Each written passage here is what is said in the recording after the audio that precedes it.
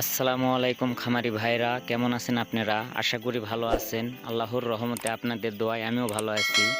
আজকের ভিডিওটা এক ভাই কমেন্ট করেছে, এই গরম চলাকালীন মুরগির বাচ্চা বোর্ডিং করলে পর্দার মেনটেন কিভাবে করব। তো পর্দার মেনটেন সম্পর্কে আজকে কিছু কথা বলবো আপনাদেরকে।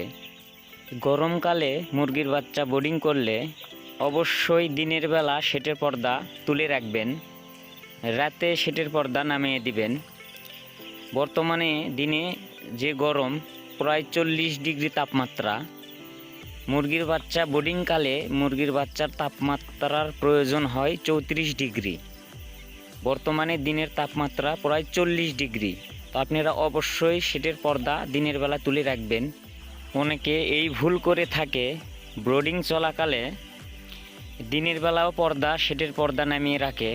ভিতরে একটা অক্সিজেনের ঘাটতি হওয়ার কারণে মুরগির বাচ্চার শ্বাসকষ্টের সমস্যা হয়। তো যার যার খামারে বোর্ডিং চলাকালীন মুরগির বাচ্চার শ্বাসকষ্টের সমস্যা হয়েছে, নিঃশ্বাস নিতে না পারার কারণে বাচ্চা মারা যাচ্ছে, তো আপনারা কোন ওষুধ ব্যবহার করবেন? ব্রোডিং চলাকালীন মুরগির বাচ্চার যদি শ্বাসকষ্ট হয়ে থাকে, তো আমি একটা ওষুধ ব্যবহার করি আমার খামারে, আপনারাও ব্যবহার করতে পারেন। ইনশাল্লাহ শ্বাসকষ্টজনিত সমস্যা সমাধান হয়ে যাবে। তো আমি স্ক্রিনে আপনাদেরকে ওষুধটির ছবি দিয়ে দিতেছি। ওষুধ আপনারা 1 মিলি 1 লিটার পানিতে একটানা 3 দিন ব্যবহার করবেন, দিনে একবার করে। ইনশাল্লাহ মুরগি সুস্থ হয়ে যাবে। ব্রোডিং বিষয়ে কিছু জানার থাকলে অবশ্যই কমেন্ট করবেন।